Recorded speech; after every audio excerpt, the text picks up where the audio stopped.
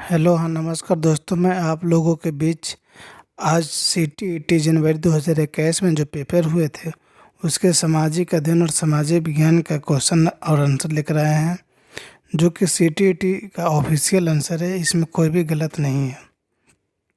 तो देखिए, इसमें सबसे पहले आया था 31 नंबर क्वेश्चन। उसमें था, भारत में शरद ऋतु के संबंध में कथन A, B, C और C पर विचार कीजिए, सही विकल्प का चयन कीजिए।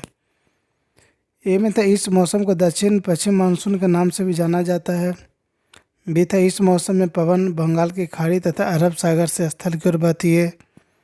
यह मौसम मानसून के आने तथा आगे बढ़ने का समय है। तो इसका सही आंसर A, B, C सभी गलत है। इसमें कोई भी ऑप्शन सही नहीं दिया हुआ है। फिर निम्न में कौन सी नदियाँ सुंदरबन डेल्टा का निर्माण करती है? तो गंगा और ब्रह्मपुत्र डेल्टा का निर्माण करती है, सुंदरबन डेल्टा का। दिए गए लक्षणों ए और बी के आधार पर बहुमंडलीय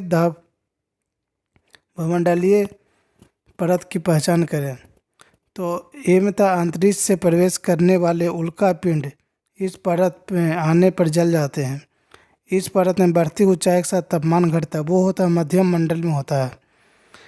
आतपन का संबंध है, सूर्य ऊर्जा के साथ आतपन का संबंध है।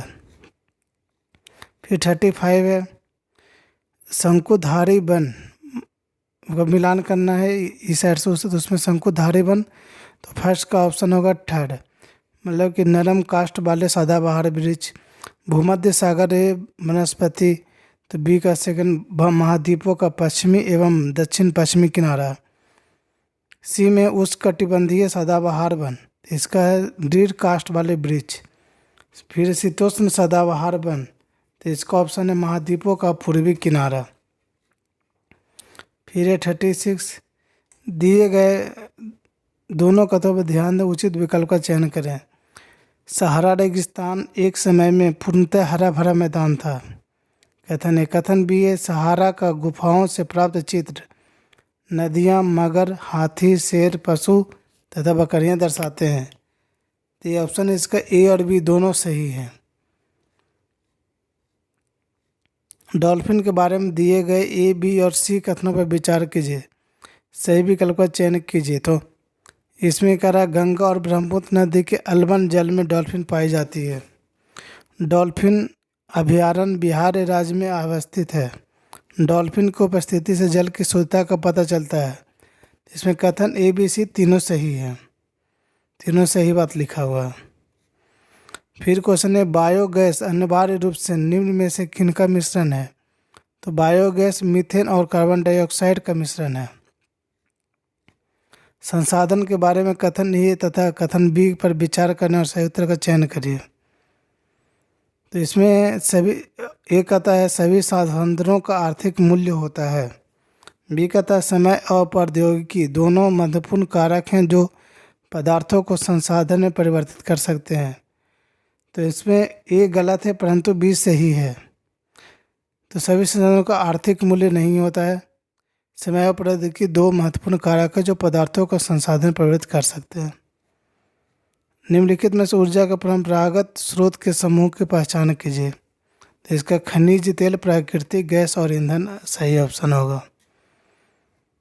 फिर 41, प्राकृतिक संसाधनों के प्रकार को उनके वर्गीकरण के साथ मिलान करें। तो फर्स्ट, विकास व प्रयोग का स्तर।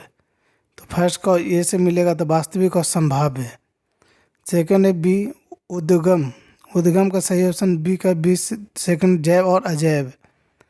थर्ड है वितरण, इसका थर्ड ऑप्शन मिलेगा सर्वव्यापक और स्थानिक।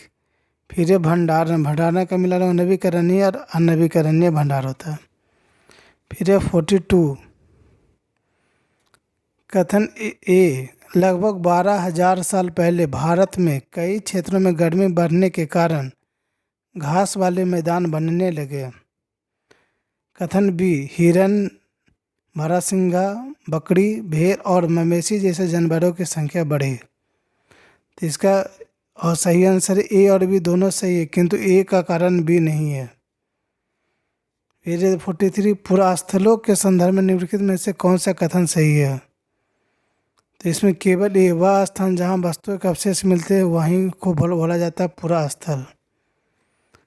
फिर हड़प्पा सभ्यता के लोग बनाते थे केवल ई और डी, मतलब पत्थर के मोहरे और सोने से बने बर्तन बनाते थे हड़प्पा सभ्यता के लोग। फिर 45 में एक महापाषाण कब्र में 2 कंकालों के अवशेष थे। इन दोनों में से महिला के कंकाल का अनुमान लगाने हेतु देखना होगा केवल हड्डियों की संरचना। प्रारंभिक काल से शुरू करके आरोही क्रम में निम्नलिखित को सजाएं।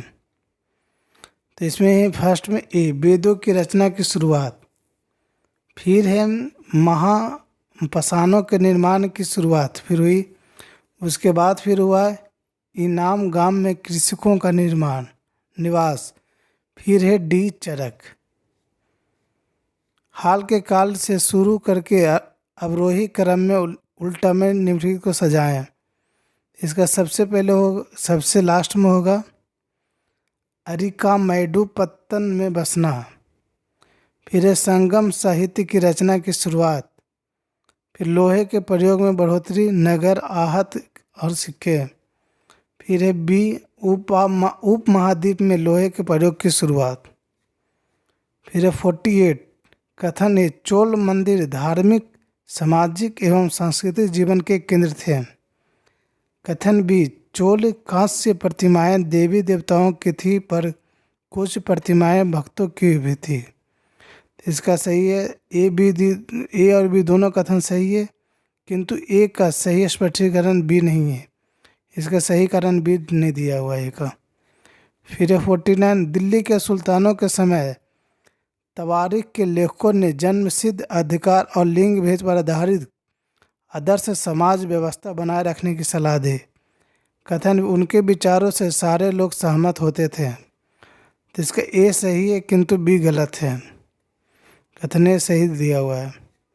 फिर है 50 रजिया ने अपने अभिलेखों में अपने नाम पुरुषों जैसे लिखकर अपने पुरुष होने का भ्रम पैदा किया। कथन बी है तवारीख के लेखकों ने सामाजिक तथा लिंगभेद को आधार बनाकर यह तर्क दिया कि पुरुष स्त्रियों की तुलना में श्रेष्ठ होते हैं। तो इसका कथन ए गलत है किंतु बी सही है। फिर है 51 अकबर, जहांगीर और शाहजहां ने सुलह एक कुल सर्वत्र शांति के विचार को शासन का सिद्धांत बनाया। कथन बी विभिन्न धर्मों से जुड़े हुए व्यक्तियों के साथ विचार विमर्श से अकबर की समझ बनी जो कि विद्वान धार्मिक रीति और मनताधता पर बल देते हैं वे अक्सर कट्टर होते हैं। तो इसका कथन ए और बी दोनों सही है और ए का कारण बी भी है। इसमें ए और बी दोनों सही है और ए का कारण बी है। फिर 52 दिल्ली के सुल्तानों और मुगलों के काल में श्रेणीबद्ध समाज ज़्यादा तरल हो गया। कथन बी जनजातीय समाज कई असमान वर्गों में विभाजित नहीं था। इसमें ए गलत है किंतु बी सही है। फिर 53 बहादुर शाह जफर ने मुखियाओं और शासकों को चिट्ठी लिखकर अंग्रेजों से लड़ने के लिए भारतीय राज्यों का एक संघ बनाने का आह्वान किया। कथन बी बहादुर शाह जफर के 1857 के बगावत को अपने समर्थन देने के फैसले ने स्थिति रातों रात पीड़ित बगावतियों के पक्ष में बदल दी। इसका ए और बी दोनों सही है एवं ए ने बी को सुनिश्चित किया। फिर 54 औपनिवेशिक काल के दौरान महिलाएं जाति एवं सुधार के संदर्भ में निम्नलिखित में से कौन सा विकल्प गलत है। इसमें विकल्प 4 जो है गलत है। प्रार्थना समाज ने केवल हिंदू ग्रंथों पर विचार विमर्श किया, ये गलत बात। फिर है 55 तेलंगाना राज्य पहले भारत के किस राज्य का हिस्सा था। तो तेलंगाना पहले आंध्र प्रदेश का था, उसके बाद इसका विभाजन हुआ। निम्नलिखित कथनों पर ध्यान दें और लोकतंत्र में संचार माध्यम की सही भूमिका का चयन करें। तो इसका सही आंसर है ए और सी। इससे समाचार के माध्यम से नागरिकों को सूचना पहुंचाना चाहिए और इसे हर दृष्टिकोण की चर्चा करनी चाहिए संचार के माध्यम से। फिर है 57 निम्नलिखित में से कौन सा विज्ञापन रूढ़िवादी चित्रण जेंडर स्टेरियोटाइप का उदाहरण नहीं है। तो स्पोर्ट्स जूते के विज्ञापन में एक लड़की फुटबॉल खेलती हुई, इसका स्टेरियोटाइप का उदाहरण नहीं होगा ये। फिर है 58, दिए गए लक्षणों ए और बी के आधार पर महाद्वीप की पहचान करें। तो इसमें यह विश्व का सबसे छोटा महाद्वीप है जो पूरी तरह से दक्षिणी गोलार्ध में स्थित है। इसे द्वीपीय महाद्वीप भी कहा जाता है। तो सबसे दक्षिण में ऑस्ट्रेलिया महाद्वीप है, ऑस्ट्रेलिया हो गया। सौर मंडल में हम जैसे जैसे सूर्य से दूर जाते हैं तो ग्रहों द्वारा सूर्य के चारों ओर एक परिक्रमण करने की अवधि बढ़ जाती है। 61, कल्पना करें यदि पृथ्वी अपने कक्षीय समतल की ओर नहीं झुकी होती तो इसका सही आंसर है प्रदीप्ति वृत्त और देशांतर रेखाएं एक दूसरे से मिल जाती और किसी क्षेत्र विशेष में कोई मौसमी परिवर्तन नहीं होता। भारत में ग्राम पंचायत कितने वर्षों के कार्यकाल के लिए चुना जाता है? 5 वर्ष। पुलिस थाने के प्रभारी का पद नाम क्या है? स्टेशन हाउस अफसर।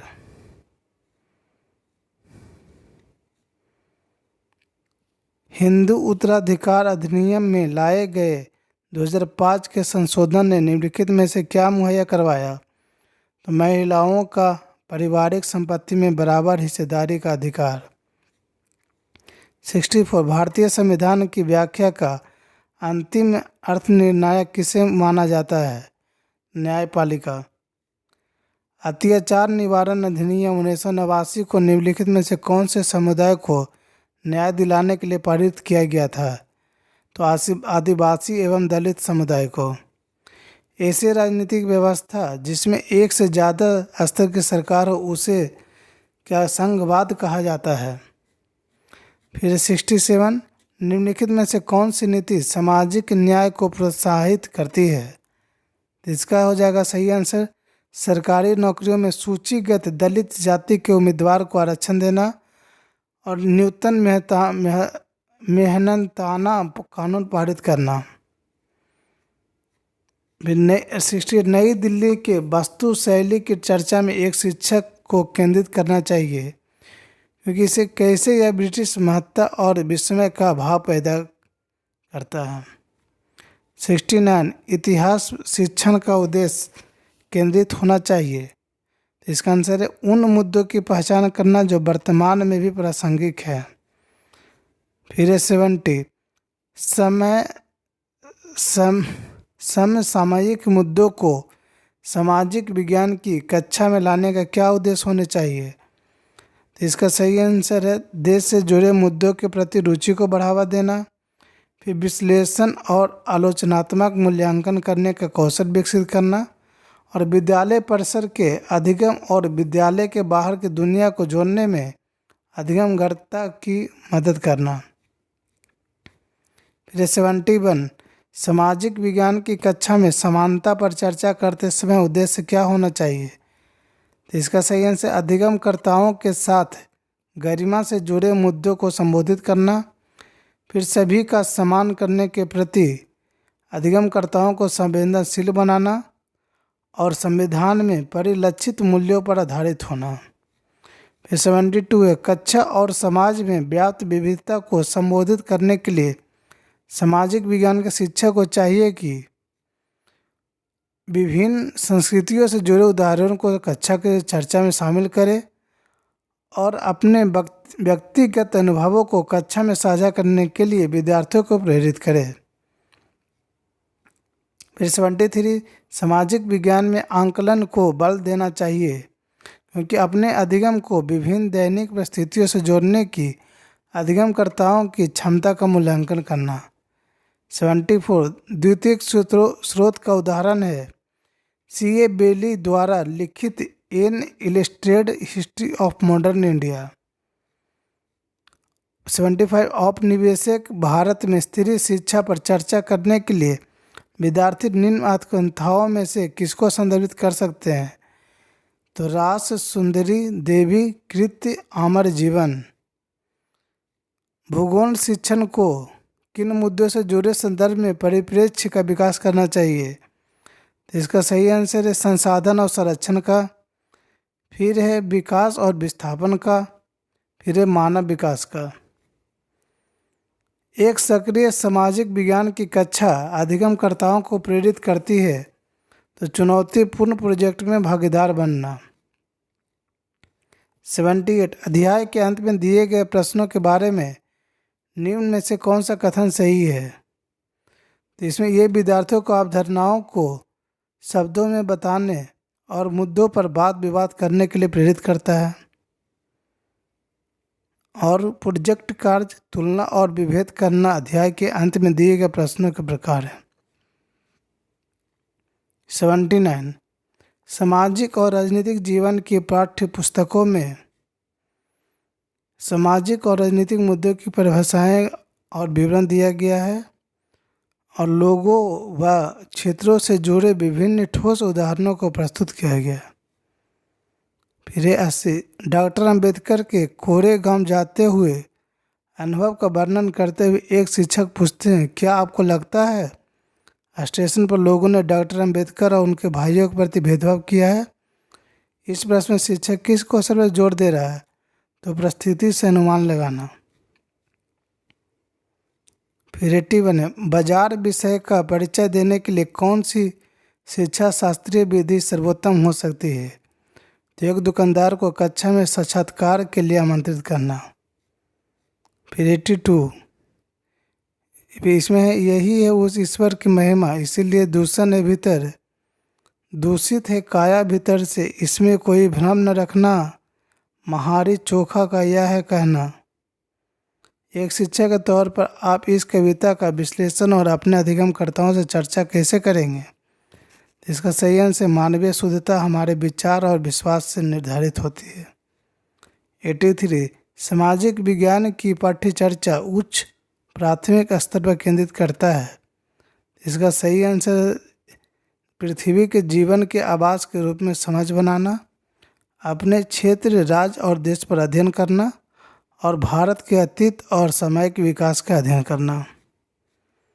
फिर 84 ग्लोब और प्रकाश स्रोत का इस्तेमाल करके एक शिक्षक निम्न में से किन अवधारणाओं को दर्शा सकता है? तो परिक्रमण को दर्शा सकता है, दिन रात को दर्शा सकता है और मौसमी परिवर्तन को दर्शा। 85 एक शिक्षक के तौर पर आप इतिहास के लोहा बनाने वाले और फैक्ट्री मालिक विषय पर चर्चा करते समय भूगोल की पाठ्य पुस्तक के किस अध्याय के साथ इस अंत्य समय स्थापित कर सकते हैं? तो खनिज संसाधन का, उद्योग का और हमारे पृथ्वी के अंदर का। एक शहर के स्कूल में भूगोल की कक्षा में वनों के प्रकार विषय पर का परिचय देने के लिए सर्वोत्तम विधि होगी तो विभिन्न प्रकार के वनों पर आधारित डॉक्यूमेंट्री दिखाना। भूकंप पर चर्चा के दौरान व्यावसायिक कौशल अधिगमकर्ताओं में विकसित करने हेतु शिक्षा को बल देना चाहिए। तो भूकंप के दौरान बरती जाने वाली सावधानियाँ। फिर 88 है तवा बांध क्षेत्र के स्थानीय लोग 1990 के दशक में अपने जीवन यापन से जुड़े कौन सा अधिकार के लिए संगठित हुए? तो मछली पकड़ने का अधिकार। 89 है निम्नलिखित में से कौन सी व्याख्या विविधता का उचित प्रतीक है? यह लोगों को विशिष्टता को स्वीकारता है। फिर 90 के जो लास्ट क्वेश्चन है भारतीय लोकतंत्र के संदर्भ में निम्नलिखित में से कौन सा कथन गलत है? तो इसका भारत में पहला आम चुनाव 1950 में हुआ था, जो कि गलत है क्योंकि भारत में पहला आम चुनाव 1952 में हुआ था। तो इस तरह देखिए इसमें और भी दूसरे पेपर भी दिया हुआ है दूसरे वीडियो में, तो और सभी वीडियो को देखकर आप सभी पेपर में आए हुए क्वेश्चन का पता लगा सकते हैं। जैसे साइंस, हिंदी सभी का दिया हुआ है, आप दूसरे वीडियो देखें और उससे आपको सभी क्वेश्चन को अंदाज़ा लग जाएगा कि किस तरह का आता है। तीसरा आप देखते रहे वीडियो और दूसरों को शेयर कीजिए और सब्सक्राइब भी कीजिए। Thank you so much.